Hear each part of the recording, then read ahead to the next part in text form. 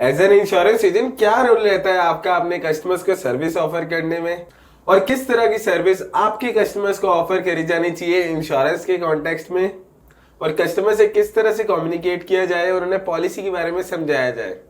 ये सभी क्वेश्चन के आंसर्स मैं आज लेकर आया हूं हमारी IRDA एग्जाम की IC38 लाइफ इंश्योरेंस एजेंट की सीरीज में। आज की इस वीडियो में हम क्वेश्चन बैंक डिस्कस करने वाले हैं चैप्टर 2 का, यानी कि कस्टमर सर्विस का। आपको बताना चाहूंगा कि जेड फंड शाला की म्यूचुअल फंड डिस्ट्रीब्यूटर एग्जामिनेशन वाली सीरीज की शानदार सक्सेस को देखते हुए हमने IRDA IC38 life insurance exam की भी सीरीज लॉन्च की है, जिसमें हम इस IC38 एग्जाम का सारा करिकुलम कवर करेंगे और सभी चैप्टर्स के क्वेश्चन बैंक कवर करेंगे और लास्ट में मॉक टेस्ट भी लेकर आएंगे ताकि आपकी अच्छे से रिवीजन ना हो सके।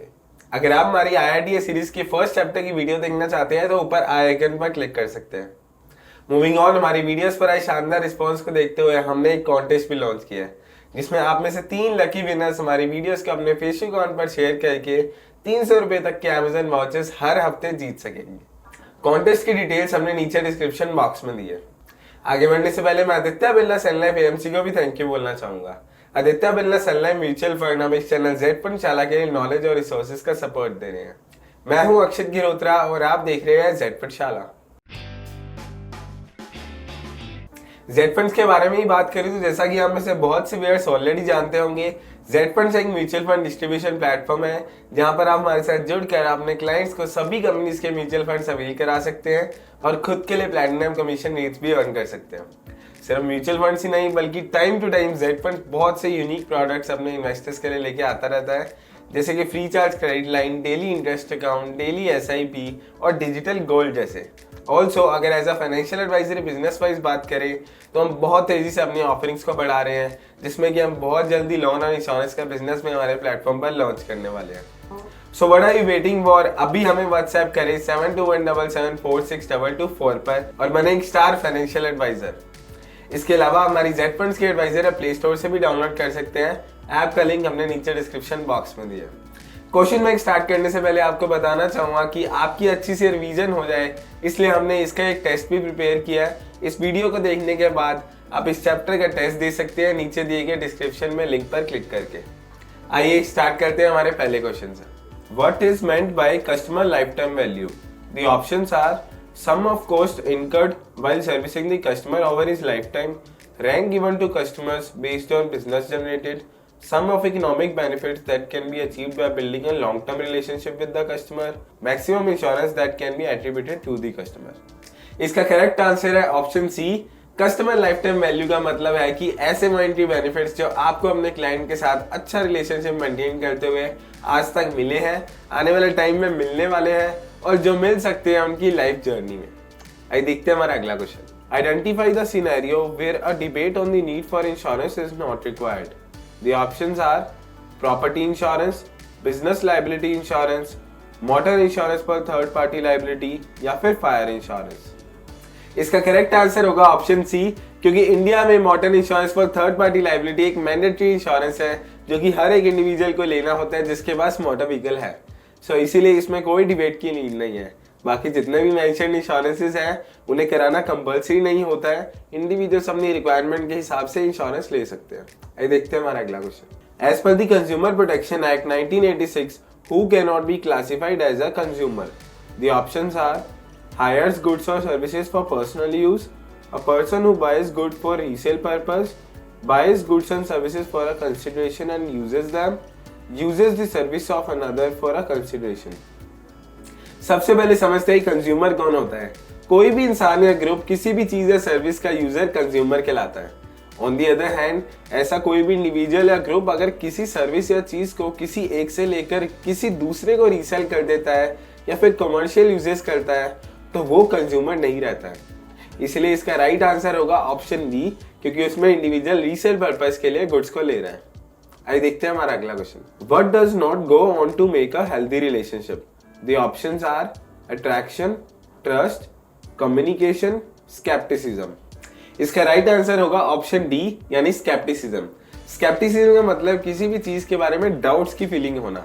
फॉर एग्जाम्पल, अगर कोई 2 इंसान आपस में बात कर रहे हैं लेकिन अगर एक के मन में ऐसी फीलिंग आती है डाउट की कि सामने वाला इंसान जो बता रहा है वो सच भी है या नहीं, अगर कोई भी इंडिविजुअल स्केप्टिसिज्म से एनकाउंटर करता है तो it will affect building healthy relationship between those two people. आइए देखते हैं हमारा अगला question. Which among the following is not an element of active listening? The options are paying good attention, being extremely judgmental, empathetic listening या फिर responding appropriately। इसका right answer होगा option B, यानी कि being extremely judgmental। बहुत ही judgemental होना active listening का element नहीं होता है, क्योंकि एक्सट्रीमली जजमेंट इंसान हर बात को जज करेगा, जिस कारण वो स्पीकर को ना ही अटेंशन दे पाएगा और ना ही सामने वाले को अच्छे से समझ पाएगा। आइए देखते हैं हमारा अगला question. Which among the following is not a characteristic of an ethical behavior? The options are making adequate disclosures to enable the clients to make an informed decision, maintaining confidentiality of client's business and personal information, placing self-interest ahead of client's interests, placing client's interest ahead of self-interest। Answer को समझने से पहले देखते हैं कि ethical behaviour क्या होता है। एथिकल बिहेवियर उस बिहेवियर को कहा जाता है जो फेयर, ऑनेस्ट और वैलिड हो अपने पर्सनल, एकेडमिक और प्रोफेशनल रिलेशनशिप में। इसका राइट आंसर होगा ऑप्शन सी, क्योंकि अगर आप एज एन एडवाइजर अपने पर्सनल इंटरेस्ट को क्लाइंट के इंटरेस्ट से ज्यादा प्रायोरिटी दोगे तो कहीं ना कहीं ये अफेक्ट करेगा आपके और क्लाइंट के बीच ट्रस्ट और हेल्दी रिलेशनशिप बिल्ड करने में। ऐसे बिहेवियर को अनएथिकल बिहेवियर कहा जाता है और जब एक अच्छी पोजीशन पर हो तो आपको ऐसा बिहेवियर जरूर अवॉइड करना चाहिए। आइए देखते हैं हमारा अगला question. Dash is not a tangible good. The options are house, insurance, mobile phone या फिर a pair of jeans। So tangible का मतलब होता है कोई भी ऐसी चीज जिसे देखा और छुआ जा सके। For example jeans, mobile phone, house, ये सब टेंजिबल गुड्स हैं। So इसका करेक्ट आंसर होगा ऑप्शन बी, यानी कि इंश्योरेंस, क्योंकि इंश्योरेंस को कोई भी टच या देखा नहीं जा सकता और इसे इंटेंजिबल भी कह सकते हैं। आइए देखते हैं हमारा अगला question. Dash is not an indicator of service quality, cleverness, reliability, empathy या फिर रिस्पॉन्सिवनेस। इसका राइट आंसर होगा ऑप्शन ए, यानी कि क्लेवरनेस। क्लेवरनेस यानी कि चतुराई। सो क्लेवरनेस को सर्विस क्वालिटी का इंडिकेटर नहीं माना जा सकता, क्योंकि अगर कोई भी सर्विस प्रोवाइडर अगर क्लेवरनेस दिखा रहा है या फिर अपने पर्सनल इंटरेस्ट को क्लाइंट के इंटरेस्ट से ज्यादा प्रायोरिटी दे रहा है तो वो ये इंडिकेट करता है कि वो सर्विस क्वालिटी नहीं है। सो the right answer is option A. आइए देखते हैं हमारा अगला question. In India dash insurance is mandatory. The options are motor third party liability, fire insurance for houses, travel insurance for domestic travel या फिर personal accident। इस तरह question हमने पहले भी देखा था। आप में से बहुत से व्यूअर्स ऑलरेडी इसका आंसर जानते होंगे। इसका राइट आंसर है motor third party liability insurance, जो कि लेना मैंडेटरी होता है हर मोटर व्हीकल ओनर को as per the Indian laws. आइए देखते हैं हमारा अगला question. One of the methods of reducing insurance cost of an insured is dash. The options are reinsurance, deductibles, co-insurance या फिर rebate। The right answer is option B. So one of the methods of reducing insurance cost of an insured is the deductible। Deductible insurance में एक close होता है जिसमें कि ये decide होता है कि एक स्पेसिफिक अमाउंट तक का लॉस इंश्योर्ड यानी कि पॉलिसी होल्डर खुद ही बियर करेगा और वो लिमिट एक्सीड होते ही इंश्योरेंस कंपनी ऊपर के अमाउंट पर कवरेज ऑफर करेगी। फॉर एग्जाम्पल मान लीजिए कि कोई इंडिविजुअल एक हेल्थ इंश्योरेंस प्लान लेता है जिसमें वो ऑप्ट करता है डिडक्टिबल ₹30,000 तक का, और उसके बाद मान लीजिए कि कुछ समय बाद उनका 50,000 रुपए का हॉस्पिटलाइजेशन एक्सपेंस हो जाता है, तो इन दैट केस इंडिविजुअल खुद पे करेगा 30,000 रुपए और ऊपर के 20,000 के लिए क्लेम देगी इंश्योरेंस कंपनी। प्लस एक पॉइंट ये है कि डिडक्टिबल्स वाली पॉलिसीज का प्रीमियम कम होता जाता है, जितना डिडक्टिबल बढ़ता है उतना प्रीमियम भी कम हो जाता है, इसीलिए इसका राइट आंसर है डिडक्टिबल्स। आइए देखते हैं हमारा अगला question. A customer having complaint regarding his insurance policy can approach IRDA through dash. The options are IGMS, district consumer forum, ombudsman या फिर IGMS और डिस्ट्रिक्ट कंज्यूमर फोरम और ओम्बुड्समैन। अगर किसी को भी इंश्योरेंस पॉलिसी को लेकर कोई भी कंप्लेन हो तो वो सबसे पहले इंश्योरेंस कंपनी को रीच आउट कर सकता है। अगर इन केस उस प्रॉब्लम को सॉल्व नहीं किया जाता है या फिर उस प्रॉब्लम को सॉल्व करने के लिए कोई भी एक्शन नहीं लिया जाता है इंश्योरेंस कंपनी द्वारा, तो फिर IRD को अप्रोच किया जा सकता है IGMS के थ्रू। IGMS यानी कि इंटीग्रेटेड ग्रीवियस मैनेजमेंट सिस्टम को कहा जाता है। ये IRDA के द्वारा बनाया गया एक ऑनलाइन कंप्लेंट रजिस्ट्रेशन सिस्टम है जहां पर पॉलिसी होल्डर अपनी प्रॉब्लम को रेज कर सकता है अगर इंश्योरेंस कंपनी कोई भी एक्शन नहीं लेती है तो उसकी कंप्लेंट को सॉल्व करने के लिए। So the right answer is option A. आइए देखते हैं हमारा अगला क्वेश्चन।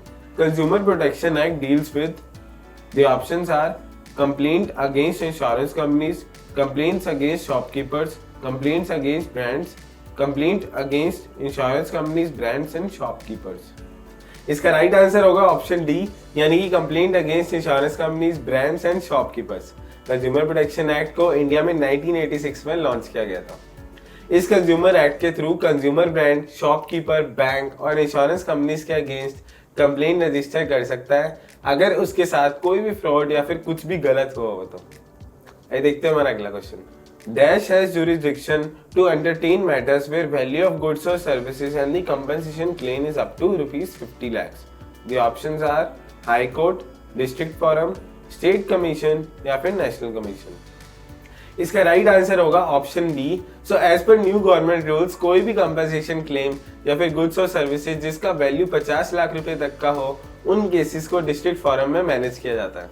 आइए देखते हैं हमारा अगला question. In customer relationship the first impression is created. The options are by being confident, by being on time, by showing interest, by being on time, showing interest and being confident.